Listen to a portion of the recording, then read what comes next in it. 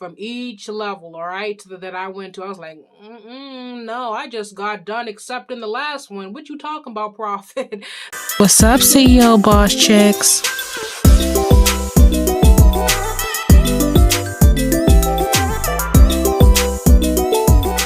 Hello, boss chicks, trendsetters, and women of God. In today's video, we're going to be addressing a question that some of you guys asked me. Why am I having trouble accepting the call of God on my life? Why am I having trouble accepting my call as a prophetic person or a prophetess? So we're going to be addressing that in today's video. So first thing, a lot of this is fear. You are not the only one who struggles with accepting their call. Do you know how many people run from their calling? Most people who are called, they run from their calling. They run from who they are. They run and try to act like God didn't call them to be an apostle, prophet, pastor, teacher, evangelist when they know God has. So you're not the first one to run from the call, sweetie. I promise you, because I did the same thing from each level, all right, that I went to. I was like, no, I just got done accepting the last one. What you talking about, Prophet? That's just the way that it is. But what I want to do to help you get rid of that so you can start walking in God who's calling you to be is I'm going to give you a couple of steps. The first thing, though, I want you to realize, please do not take this and run with it. And I mean, don't jump in the pool, okay? Like, oh, I'm a prophetic person. Boop, let me start prophesying. No.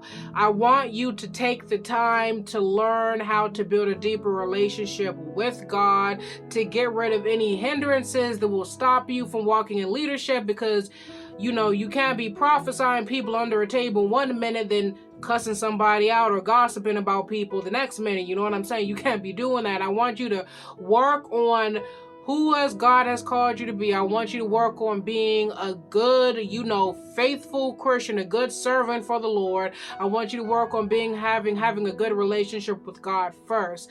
God will take you to your prophetic calling fully. He will have you to start walking as an office prophet when the time is ready, if you are called to that. Again, some of you may just be prophetic, okay? So sometimes you can be having trouble accepting your call as a prophet because you may not be called to prophetess. You may be called to just give words of prophecy sometimes. But again, just work on your relationship with God. Do not jump in the pool. God will tell you when to accept the mantle, to walk in the mantle of an office prophet when you are fully ready. Number 2, I want you to realize, though, it is an honor. God is never going to be able to take you to the place where you are even eventually ready one day in the future to walk as an office prophet or as a prophetic person when you won't even accept it. When God has called you to do this, you have to realize how much of an honor it is. There are millions of people on this earth, and what I had to think about me, Shantae Wissonow, what I had to think about is that as messed up as I am, of all the things that I've thought about, all the cruddy things that you think that you have done, all the sins that God has had to save me from, and you called me to proclaim the words of your mouth to the body of Christ. That's a big responsibility that you have entrusted me with. I would have never given a responsibility like that to myself, but you saw me as worthy, and only somebody as good as God can look at us and say, yes, baby, with all of the messed up things you got going on, baby, we're gonna work on that. But in all, throughout everything that you going through right now, yes, baby, I called you. And when you think about it from that standpoint, how can I reject him? That's such an honor that the king of this entire world, the man who has made everything, the ground that I'm walking on, has called me to be one of his mouthpieces. That's such an honor. Number 2. And this is point number 3, not point number 2, Shantae. But you know what? We'll get it right sooner or later.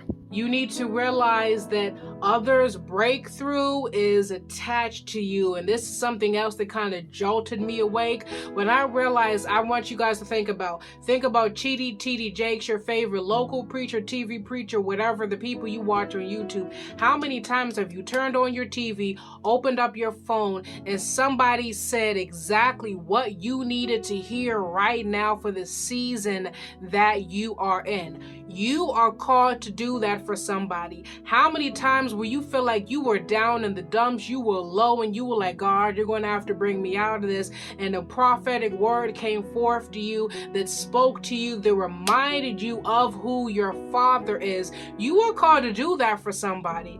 Imagine if you never watched that sermon that pulled you out of that state of depression. Imagine if you never found that YouTube channel. What would you do? What would you do if you didn't have the mentor, the pastor that you have now? And you are called to be that for somebody else. So when you think about it from that perspective of how other people obeying the call of God on their life has impacted me, how other people obeying God when God has called them to give words of prophecy, how that has impacted me positively, then it opens you up to realize, hey, I would really love for God to be able to work through me so I can do that for somebody else. All right, and the last one is that I want you to realize that running from God is rebellion, and rebellion is of what? The word says witchcraft.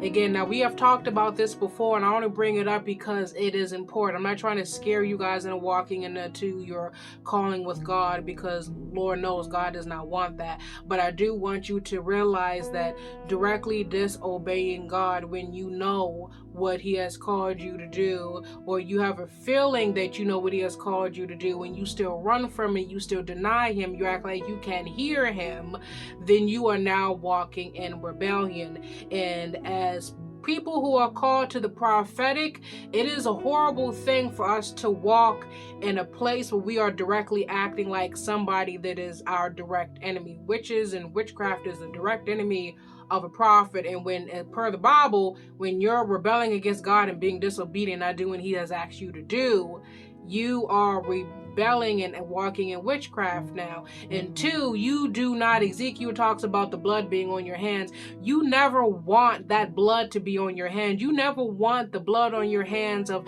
I called you to be a prophet for a reason. There was somebody who I called you to give a prophetic word to. There was somebody who was supposed to read your Facebook post. Woe unto you, what have you done? And you never want that responsibility on your hands, sis. Never. Alrighty, that is it for today's video. If you guys heard any background noise, excuse me, I have people walking in the house, so hopefully you guys did not hear anything in the background.